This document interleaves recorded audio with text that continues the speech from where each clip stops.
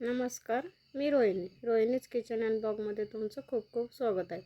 आज आपण बनवणार आहोत गाजर हलवा। त्यासाठी मी एका बाउलमध्ये गाजर धुवून किसून घेतलेले आहे।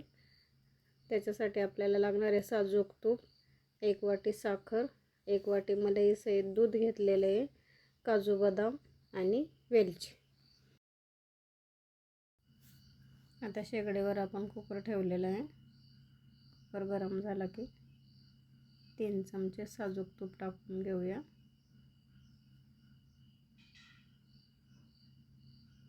तुम्हाला किती क्वांटिटीत करायचे त्याप्रमाणे वाढवू शकता गाजराची क्वांटिटी, तुपाची क्वांटिटी।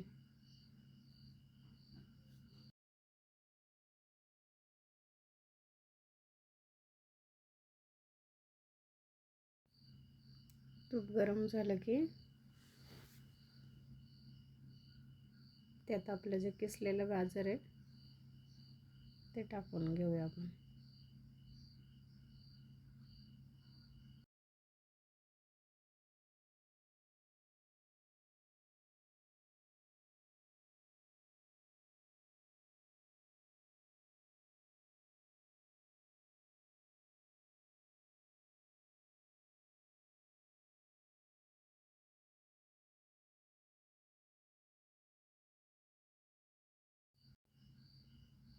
आता आपण सगळं गाजराचं किस टाकून घेतलेलं आहे।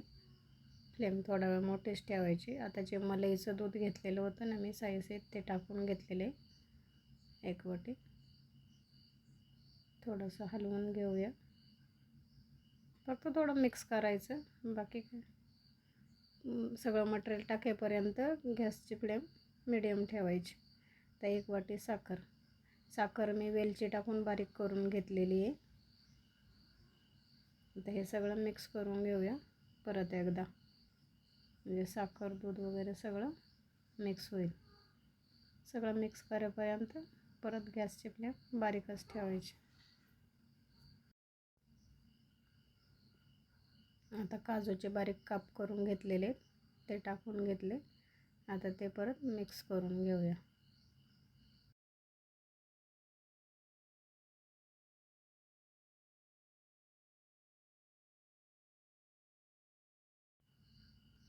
काजूचे काप टाकून थोडा वेळ तसंच ठेवून दिलेलं आहे मोठ्या गॅसवर। त्याच्यानंतर इथं मी बदामाचे काप करून टाकलेले आहेत।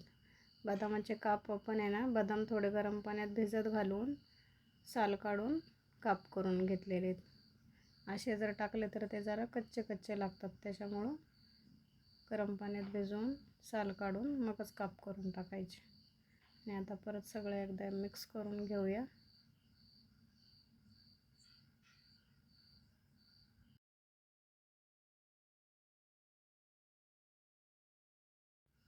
आता हे सर्व मिक्स करून झाल्यानंतर आपण 5 मिनिटं मीडियम फ्लेमवर कुकरचं झाकण लावून घेऊया। 5 मिनिट किंवा 1 शिट्टी करून घेतली तरी चालेल। आता कुकर थंड झालेला आहे, कुकर खोलून घेऊया। बघा, आपला हलवा तयार झालेला आहे। अजिबात थोडं पण पाणी वगैरे खाली काही राहत नाही शिल्लक। आता आपण बाउलमध्ये काढून घेऊया हलवा।